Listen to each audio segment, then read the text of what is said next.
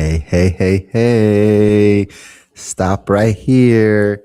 That's right, y'all. Welcome back to another BizBuzz Live. We're live on LinkedIn, live on YouTube. Let's give some people some time to get here in the live because you're going to want to hear today's conversation, ladies and gentlemen.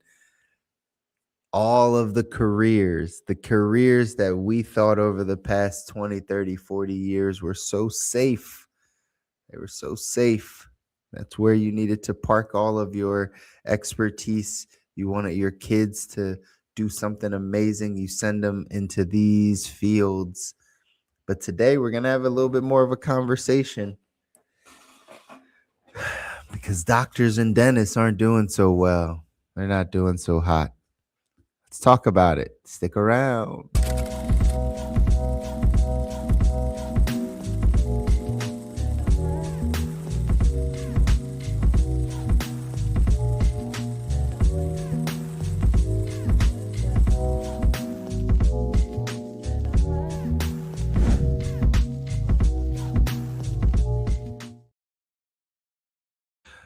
All right, everybody. Welcome back to another episode of BizBuzz Live. I'm your host, Chris Muzan, helping you through all things finance. I appreciate everyone that's been tapping in. We've been doing these BizBuzz for some time now. So shout out to everybody that has continued to send messages, continue to support, continue to get your questions answered. Reach out to me one-on-one. Because something I said resonated with you, or you just had some questions about some things. Shout out to you guys for continuing to tap into the resources. Again, the reason why we do this, for those of you that this is maybe your first time watching, or the first time I popped up in your LinkedIn feed, or what you're seeing here on YouTube.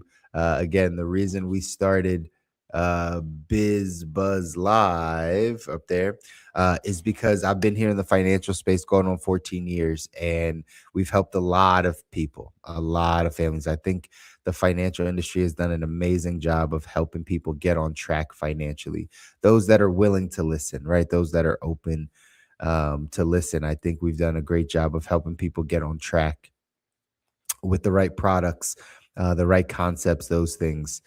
What I said is, inevitably, though, the more that I would have these conversations with people, the more that I realized where the financial industry did drop the ball.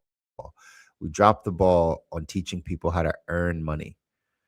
No matter what people would come to me for, whether it's an insurance issue, a debt issue, a retirement investing issue, a savings issue, whatever it is, estate plan, normally we have to come back to having a cash flow conversation. All right. Normally we got to come back to talking about what's coming in and what's coming out. Like how does it flow into your life and how does it flow out of your life? And a lot of times we, again, talk about the budgeting and the tracking, and that side of things is great. But what if we never learned how to go make an extra $5,000 next month? What if they never really gave us options for how to go off and earn income, which is the first step of the money game, is learning to earn it? If the only way we've learned how to earn it was go to school, get good grades, get a good job, work at that job, then over time, uh, we would be crippled, right? We'd be crippled. We wouldn't know exactly how to bring in more money. And so that's the issue that we attack here on BizBuzz, is to talk about, hey, well, how do we go make more money? If the game is not controlling the economy and lowering all of our expenses, and there's only so low you're going to go, what about the other side, which is how do we go bring in more income? And that's where we started. That's why we started BizBuzz Live, is to talk about how we're bringing in income. If the only path you know is go to school, get good grades, get a good job, it's likely that that path isn't working out for most people, right? Not for everyone, but not for most people currently. So what's your alternative? Well, you start a side hustle, a side gig. You have a full-time job and you sell a couple things on the side. Maybe you're in the gig economy. You drive Uber, you drive DoorDash, you do something along those lines to bring in a little bit extra money. Great. What about if you want to be a full entrepreneur? What if you want to understand how to scale, how to build something, how to sell something, how to go off and build something generationally that allow you to keep building more things generationally.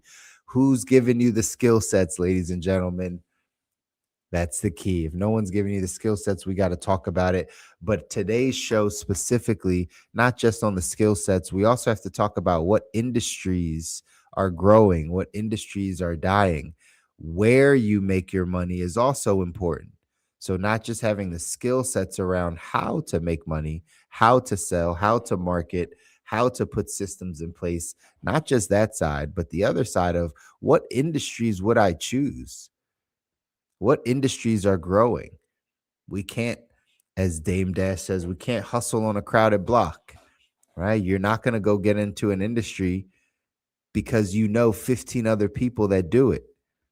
The game, the key, if you're going to build outside of that world, meaning as an entrepreneur, is really to find industries where there's not a lot of people. There's a huge supply and demand arbitrage. There's right, the delta between the demand and who's supplying the demand is great. The other side is also true, right? If that's how you make money, well, then here's clearly what to stay away from if you want to make money is the opposite. You should stay away from things that are in low demand that have high supply, meaning there's a bunch of people that are doing it and there's not a huge demand for it. You should stay away from those industries. But how would you know? How would you know if you don't pay attention, if you don't have these conversations? You might not know. Today, we're going to talk a little bit about the doctor dentist industry, the industry that, man, so many people from other countries, our country, say, hey, you got to get into medicine. All right, you got to get into medicine, the medicine space. Well, would you know that there's a bunch that maybe would cause you not to get into the medicine field, right? Not to get into that space. I always want to share a couple things with you. Again, I don't know what you see out there on your timelines. I don't know what you get a chance to see out there on your feeds, but these are things that I get a chance to see. Okay. So I'm going to share this one with you and then we'll see what your take is. Percent of doctors have thought about quitting medicine just since January of this year. I'm one of them. I'm just going to preface this by saying I have not yet picked my repayment plan for my student loans. It's on my things to do list. I just have been feeling under the weather. There's a surge at every hospital I work at, so I just haven't had the time. But it got me thinking about something else, actually. A new national survey of over 800 physicians found that 44% of them have thought about clinical practice just at the start of this year alone. Last year it was 35%, and nearly 1 in 4 doctors say they're planning to leave medicine in the next few years. I'm in that 44%, but not because I'm burnt out on medicine, but because I'm burnt out on the math and also the systems that we work in. Because here's what they don't tell you at that white coat ceremony. That debt doesn't just cost you money, it costs you options. I owe over $500,000 in student loan debt. I can't just walk away from this. I have to keep showing up, keep working at this intensity, whether I love it that day or not, whether I'm feeling well that day or not. That's what we call Golden Handcuffs, MD Edition. That's why this whole series exists. That's why I'm building income streams outside the hospital. Not because I hate medicine, but because I want staying in medicine to be a choice and not a sentence. If you're a healthcare worker in the 44%, you're not broken and you're not alone. The system built this trap, and we are allowed to talk about it, whether that's with or without a fruit filter, and we're allowed to build our way out as well. Are you in the 44%? Here we go. You didn't always think that you'd hear that from a physician. You don't think you'd always hear that from someone in the medicine field because that's one of the fields you're supposed to get into if you want to make money, right? That's one of the fields that they told us you should be getting into if you want to go off and get to a better life.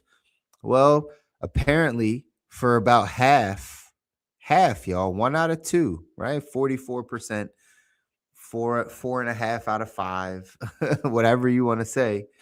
1 out of every 2 They want to leave. They've been thinking about leaving.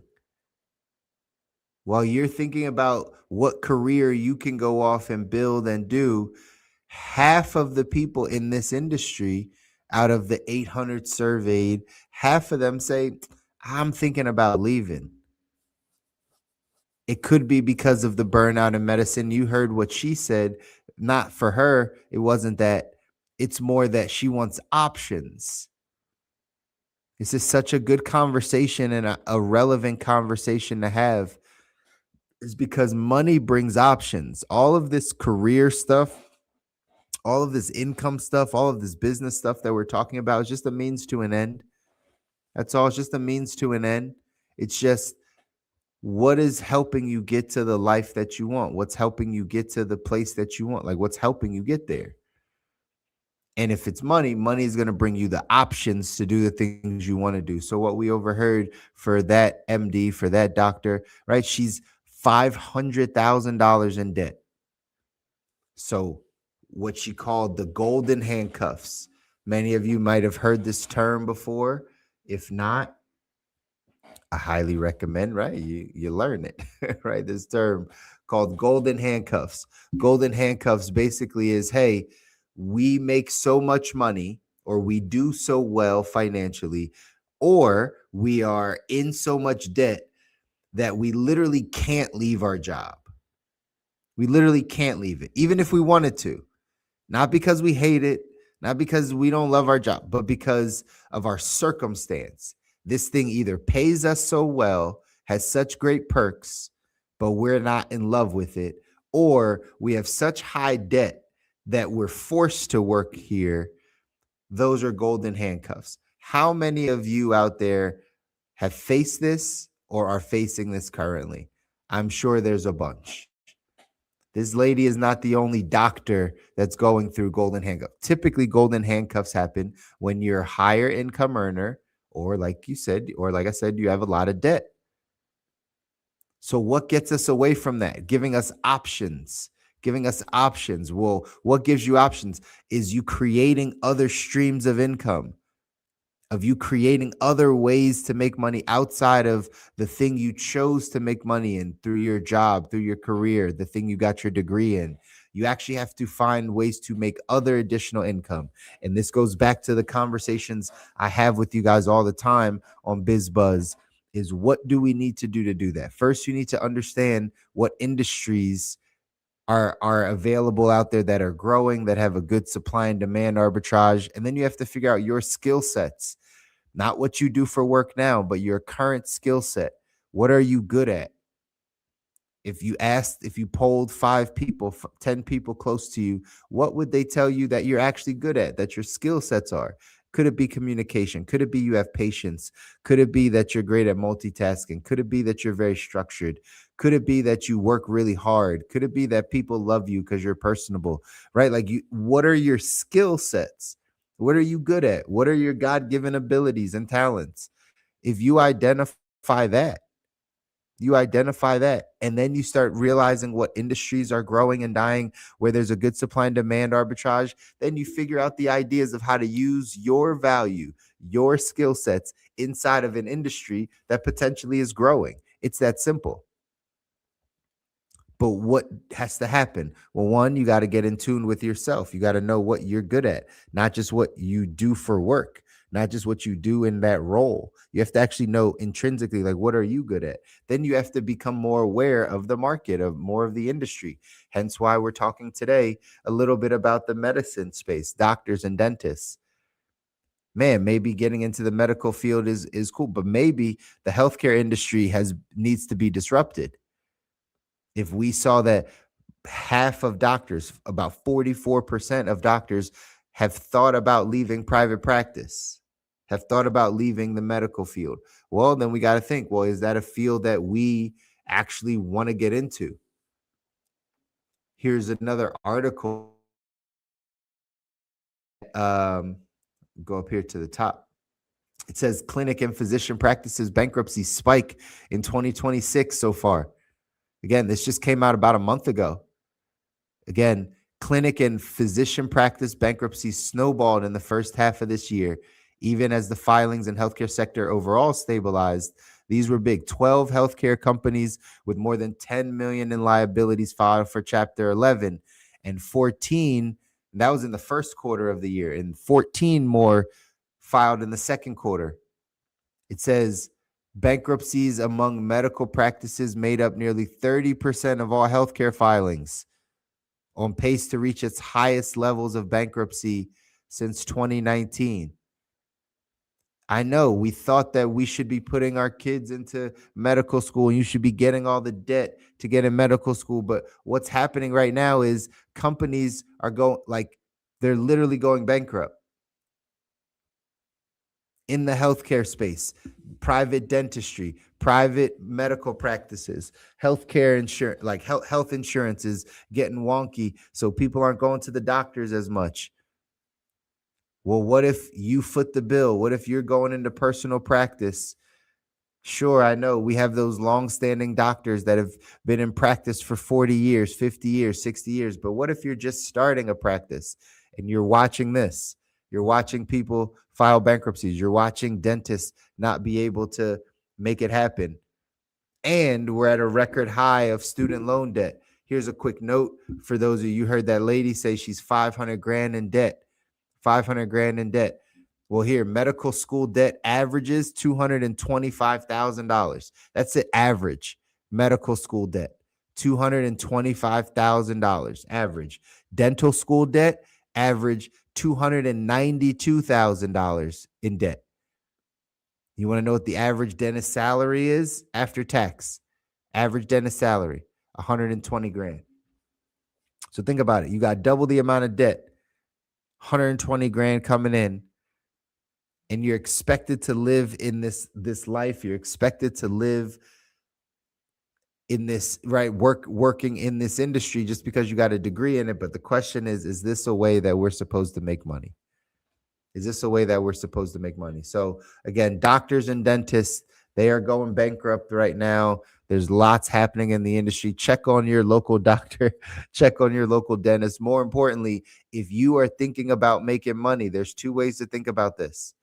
If you are going to school for dentistry or medical, reconsider, double check.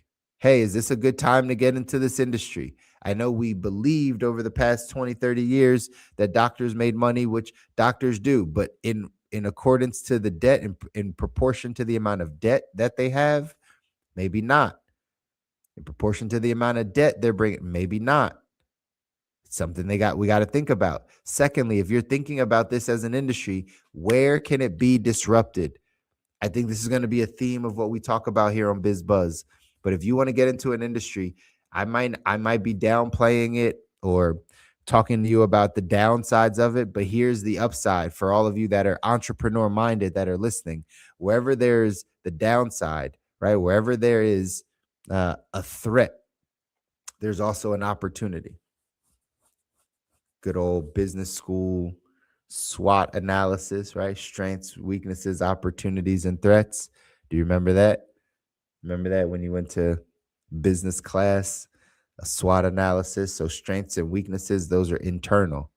Strengths and weaknesses are internal. What's the strength of your company? Strength of what you're doing? Where are the weaknesses? That's internal.